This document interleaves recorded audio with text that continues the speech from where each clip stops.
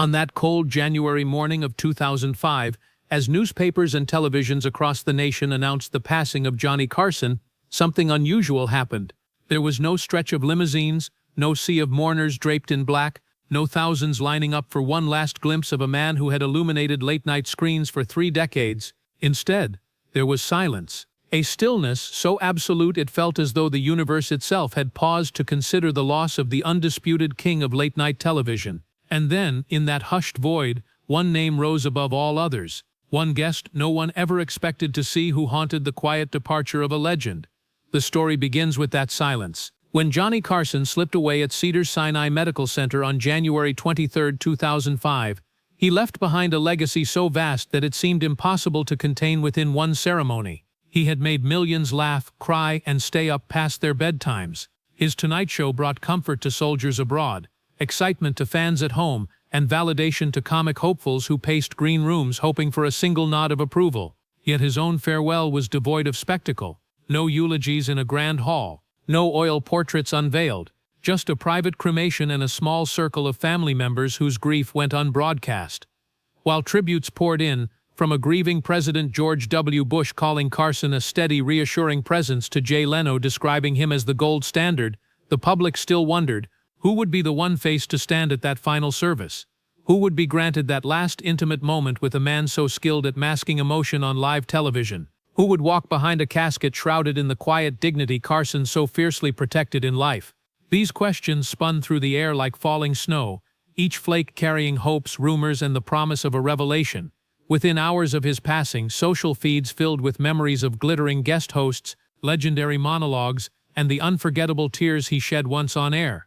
Yet amid the sentimental swell, there was an undeniable emptiness. No public service, no open casket, no memorial stage. And so the world waited. Journalists hunted for clues. Biographers dusted off old diaries. Fans scanned photo archives. Who would emerge from the shadows to stand by his side one last time? In every search for an answer, one name clung to the edges of conversation with stubborn insistence, a name that felt less like a person and more like an echo of an old wound. The ghost at Carson's side, the one figure whose presence would have shattered every preconception of that day. Who was this individual? And why did their very absence, or would-be presence, loom so large over the final chapter of Johnny Carson's life? The questions themselves became the funeral's stage, and the audience was rapt, waiting for the moment the spotlight would finally settle. To understand that singular guest, we must trace back to the beginning of that complicated relationship. We must step away from the glitz of Hollywood premieres and late-night spotlights and enter the dingy comedy clubs where fortunes were made and lost, where small victories glowed faintly under lamplit ceilings, and where a single nod from an idol could alter the course of a career. Behind every punchline, every nervous backstage amble, there lay roots entangled with trust, mentorship, and the fragile line between loyalty and ambition. As we peel back the layers of privilege and power, we'll see how two people, one a towering figure of control and the other a talented underdog, hungry for recognition, found themselves bound by a promise whispered in the hush of studio lights. We'll watch how that promise bloomed into a powerful alliance, and eventually curdled into betrayal, heartbreak, and irreversible consequences. And at the end of this journey through laughter and tears, ambition and regret, the true meaning of that unexpected guest will be revealed. So lean in, because the tale of the one guest at Johnny Carson's funeral no one expected to see is not just about a final appearance. It's about a ghost of friendship, a debt of gratitude, and a price paid in silence. It's about how the absence of one figure can speak louder than 1,000 words. It's about how, even in death, Carson controlled his story, and how that last unwritten chapter was haunted by someone he could never forgive, someone whose memory filled that silence more eerily than any eulogy ever could. Long before the glare of network spotlights and adoring audience applause, Joan Rivers was a young comedian hustling through New York's Greenwich Village, sleep-deprived and dream-fueled. The air inside those smoky clubs hung heavy with the scent of stale beer, the murmur of hopeful comics reciting tired jokes, and the faint click of discarded coin change slipping through the rim of an empty guitar case. It was in this vulnerable crucible that Rivers honed her razor-sharp wit, testing each punchline on crowds who sometimes laughed politely but more often met her quips with silence. Yet in every disapproving stare, in every half-hearted giggle, she unearthed a lesson. Refine the material, dig deeper, make it personal. By her late 20s, Rivers had shouldered the weight of rejection more times than she had counted. She had auditioned for Johnny Carson's Tonight Show so many times she'd lost track, 7 attempts in all, and always walked away empty-handed. Industry insiders whispered that her stage persona was too edgy, her jokes too unforgiving, her ambition too brash for television's golden boy Carson to embrace. But Rivers believed otherwise. She believed that laughter should sting, that truth wrapped in humor could pierce any armor, and that Carson, of all people, would recognize the value of a comedian unafraid to speak her mind. In the winter of 1965, opportunity finally knocked with the force of a snowstorm. A talent manager who also represented Bill Cosby scored Rivers a mercy booking on The Tonight Show. It wasn't a prime slot, nor was it billed as an event, simply a chance to pass for a guest host that night. For Rivers, it felt like a lifeline. She arrived at the studio braced for disappointment, her heart thudding as she stepped onto the soundstage that had launched countless careers. The bright lights forced her to squint, the quiet hum of cameras made her palms sweat. This was her moment. When she delivered her set, something extraordinary happened. The studio audience erupted in laughter, the kind that filled every corner, the kind that made her heart leap at each punch. Carson himself sat impassively at the desk, his face a stoic mask, until the final joke landed, and she glimpsed a flash of approval in his eyes. It was enough to know she had crossed an invisible line, enough to sense she had caught the attention of television's most powerful tastemaker. As she sat beside him on the couch, breathless and electric, Carson leaned in and said 3 words that would rewrite her destiny: "You're going to be a star." That simple declaration, caught on live TV, spread through Hollywood like wildfire. Agents, producers, club owners who shrugged at her name now lined up with offers. Rivers found herself welcomed back onto the renowned Tonight Show stage monthly, each appearance more flamboyant and confident than the last. Her humor, described as abrasive, became a fearless comedy hallmark. And through it all, Carson remained strictly gatekeeper, influential benevolent monarch of late-night realm. His endorsement carried weight no contract ever could. Behind camera, however, the relationship between mentor and protege was more nuanced. Carson was famously reserved, almost to a fault. Biographers described him as the most private public man in America, a paradox he embodied with effortless control. While Rivers thrived on attention and craved the camaraderie of fellow performers, Carson preferred solitude, content to let the show speak for itself. Their friendship existed primarily under the glare of studio lights. During commercial breaks, when the red light blinked off, they rarely spoke, not out of disdain, but because Carson rarely let anyone in beyond his professional facade. Yet their dynamic was powerful. Rivers poured gratitude into every line, every gesture, every handshake that signified her deference to Carson's authority. He, in turn, found amusement in her fearless jabs at fame and fashion.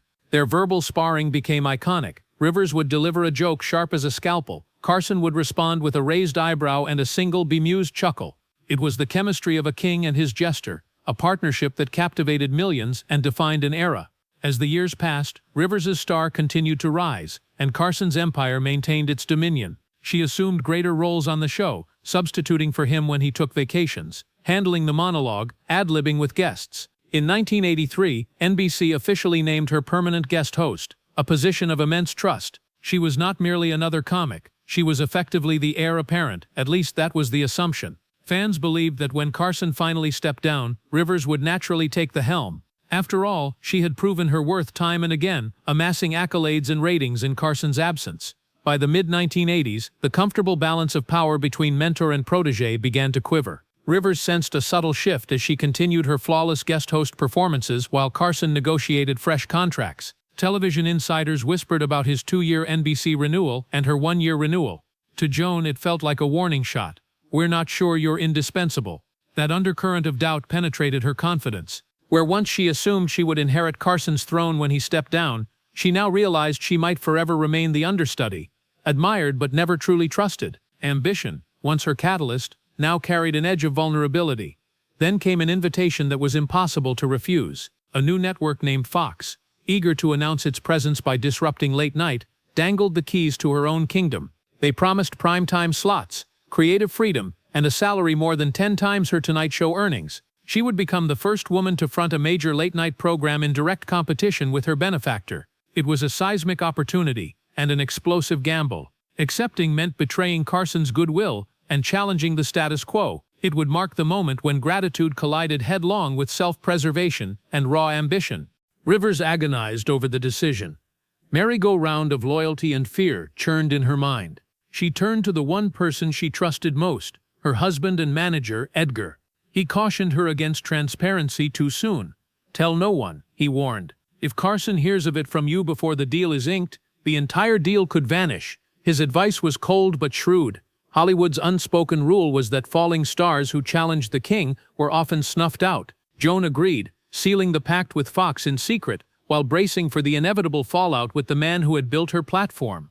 The weekend before the public announcement, the news leaked. Tabloids gleefully trumpeted Carson's protege turns rebel alongside Fox's official press release. Shockwaves rippled through network offices. NBC brass felt betrayed. Carson, stunned by the headline, believed he would have been consulted first. His silence in private was the opposite of his genial on-air persona. Friends described him as a man who controlled every narrative. Here, the script had slipped from his hands, and that breach fueled a rage no one expected. Stories diverge at that point. According to Rivers, she immediately reached for the phone to call Carson and explain. She dialed once, heard panting on the line, and then a click. She dialed again, another click. Each hang-up felt like a blow to the heart, a public rejection that she would never forget. Carson's version omitted any attempted calls. He claimed he learned of her defection along with the rest of the world through that same press release. Dead air filled the gap between mentor and protege, transforming professional disappointment into deeply personal betrayal. The consequences were swift and ruthless. Rivers found herself blacklisted from The Tonight Show for the remainder of Carson's tenure and beyond.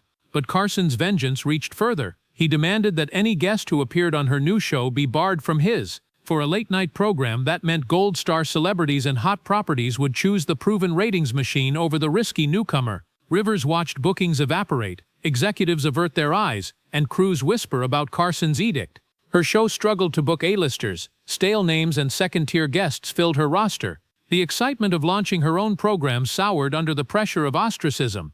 Behind the scenes, her marriage buckled under the strain. Edgar, once a source of unwavering support, clashed with Fox executives over budgets, creative notes, and promotion. Arguments spilled into what should have been triumph. After less than 12 months on air, Fox delivered an ultimatum: fire your husband or we fire both of you. Rivers refused to sacrifice her partner. Soon the network pulled the plug. The show was canceled. The losses, financial, reputational, emotional, were devastating. In the wake of the cancellation, Edgar fell into a deep depression, and just 3 months later, he took his own life. In that moment, Rivers stood at her lowest. Her career lay in ruins. Her marriage was gone. Her closest friend would not return her calls. Carson's silence loomed larger than ever. Instead of a comforting embrace from the man who had first called her star, she received nothing. No condolence note, no private memorial, no acknowledgement of shared history. It was as though their bond had never existed outside a studio backdrop. That absolute void, that refusal to reach out during a personal catastrophe, became the darkest element of their conflict. A betrayal that etched itself onto Rivers's heart and fueled every interview she gave afterward. In the years following Edgar's death, Rivers returned to the spotlight with a hardness born of survival. She channeled grief into work, taking every nightclub gig, every interview, every television cameo she could book. Her trademark humor sharpened by tragedy, she wove her pain into punchlines, turning private heartbreak into public catharsis. Audiences laughed at her fearless confessions, the agony of abandonment, the sting of betrayal, and the void left by Carson's silence. Behind the laughs, however, sat a woman haunted by the question of closure she would never receive. Her resilience became part of her legend, as much as her wit had once been. But no matter how brash her jokes or how bright the spotlights, Rivers carried a wound deeper than any professional setback. She had once believed her bond with Carson was unbreakable, a pact sealed in laughter and televised camaraderie. Instead, that bond had unraveled in the harsh glare of ambition and resentment. When Carson died in 2005, Rivers found herself catapulted back to the painful intersection of loyalty and loss. The world expected tears and a formal eulogy. She had neither prepared nor desired them. She was wary of public displays of grief, mindful of Carson's preference for privacy even in death.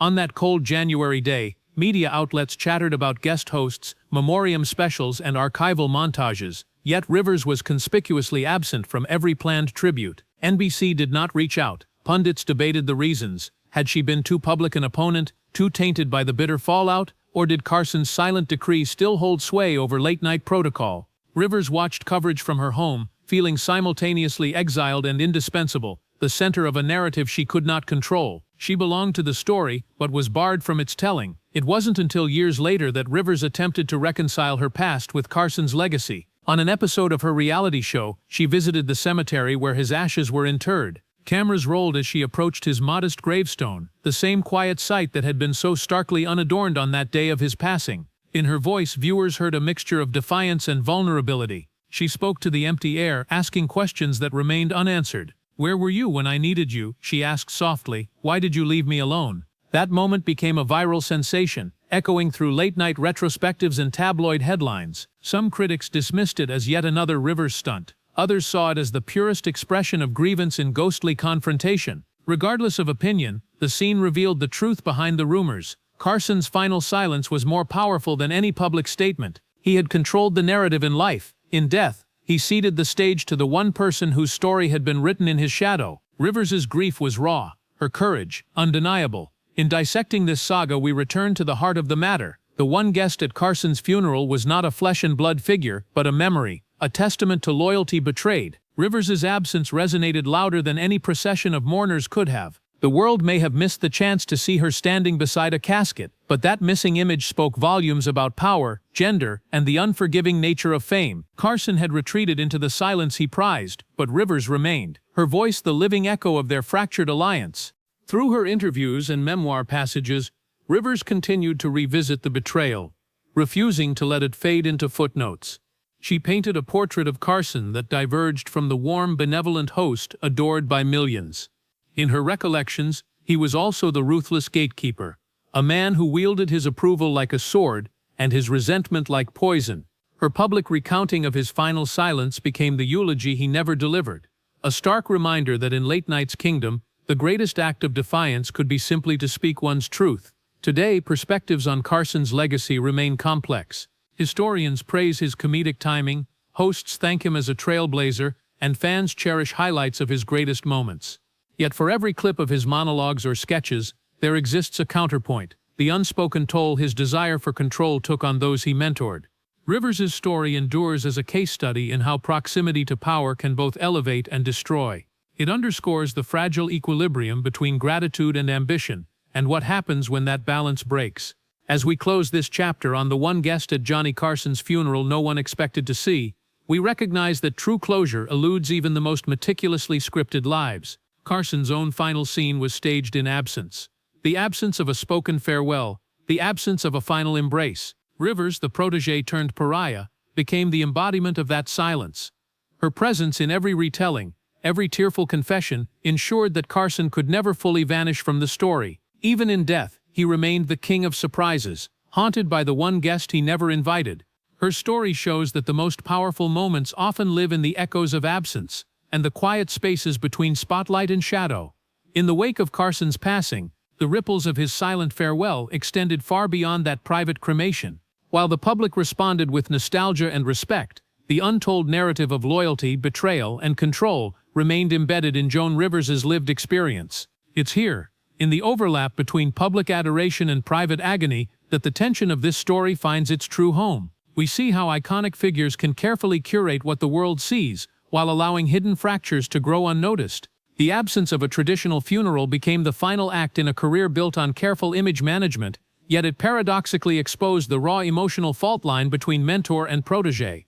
Rivers's journey from electrifying newcomer to broken confidante illustrates the complexity of power dynamics in mentorship. When Carson offered her that first fateful Tonight Show appearance, he held the key to opportunity, directing her path with a single nod of approval. In doing so, he wielded immense influence over her professional trajectory. That influence, once benevolent, mutated into coercive force when ambition and gender bias intersected. A promise he never explicitly made, that she might someday assume his mantle, became the unspoken contract that ultimately unraveled under the glare of competition. Here lies a cautionary tale. Mentorship without clear boundaries can leave protégés vulnerable to emotional devastation when praise turns to punishment. Moreover, the way Carson managed the fallout demonstrates the unforgiving nature of power consolidated in public figures. His decision to blacklist Rivers and her guests was not merely reactive, it was strategic enforcement of his authority. By severing her access to the network he dominated, he ensured that her defiance would carry a steep personal cost. The dramatic irony is that a man who built his reputation on comedic generosity became known, in the final analysis, for a brutal wielding of influence. For Rivers, the lesson was searing. The same man who lifted her from obscurity could just as easily cast her into permanent exile. But beyond the personal vendetta lies a broader commentary on how society lionizes public personas while neglecting the human relationships that underpin them. Late-night television is often dismissed as superficial entertainment, yet it is a landscape where alliances form, dreams are made, and egos regularly collide. Carson's studio was a microcosm of that world, a realm of bright lights and adoring fans, but also of backstage politics and precarious loyalties. In tracing Rivers' story, we glimpse the unseen power struggles that define an entire industry. We see how talent alone is seldom enough. Navigating the alliances, expectations, and invisible hierarchies is just as critical for survival. As Rivers rebuilt her career, she harnessed the dual edge of comedy and confession. Her later performances were tempered by an authenticity born from suffering. She refused to conceal the wounds inflicted by her former mentor's silence, integrating them into her act with pointed humor and unflinching candor. In doing so, she transformed personal tragedy into communal solidarity. Audiences laughed with her, and in that shared laughter, found a space to acknowledge the vulnerability that often hides behind celebrity facades. Her resilience served not only as emotional catharsis, but also as implicit critique. If legends can fall so hard, then perhaps the pedestal we place them on is less stable than we believe. When considering who truly attended Johnny Carson's funeral, we understand that presence is not solely defined by physical proximity. The weight of Rivers' narrative presence far outweighed any TV montage or printed obituary. Her unresolved sorrow became the eulogy he never delivered. Through her voice, recorded in interviews and memoir pages, the story of their fractured relationship reverberated, a ghostly guest haunting the collective memory of Carson's life. That haunting underscores a paradox. In attempting to control his final narrative by shunning public spectacle, Carson inadvertently granted Rivers the stage she had sought, albeit in a role neither of them could have scripted. In effect, Rivers elevated herself from junior comic to the author of Carson's afterlife story. She ensured that every retelling of his legacy included the bitter footnote of her betrayal, making certain that public sentiment toward the king of late night carried an asterisk. And therein lies the ultimate power of narrative. By surviving and speaking out, Rivers reframed their shared history. She turned silence into a resonant form of speech, illuminating the cost of ambition and the fragile bond of loyalty. Her voice, once amplified by Carson's endorsement, now echoed alone, commanding attention in the cavernous space he left behind. Looking at this saga through a modern lens, we recognize parallels in countless industries where mentorship can become entanglement, where gratitude mutates into expectation, and where the structures of power leave little room for genuine reciprocity. In technology, sports, politics, and the arts, protégés often owe their breakthroughs to gatekeepers whose favor can vanish overnight. Rivers and Carson offer a case study in the importance of establishing mutual respect and transparent promises in any mentorship.